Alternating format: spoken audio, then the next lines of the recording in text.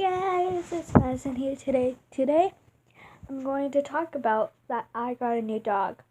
What? Yes, I got a new dog. She's like 6 to 7 to 8 weeks old, maybe. One of them. And it's a Chihuahua and it's a girl. And her name is Lucy. I can't show you guys now because she's sleeping.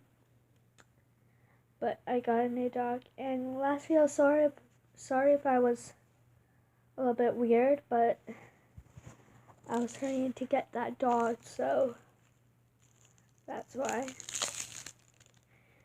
And whoa.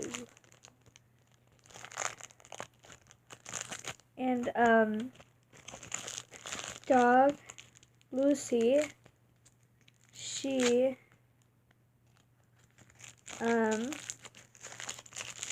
came from Tabor, and we live in Raymond. So, yeah, that's all I wanted to talk to you guys about. I will see you guys later. Bye.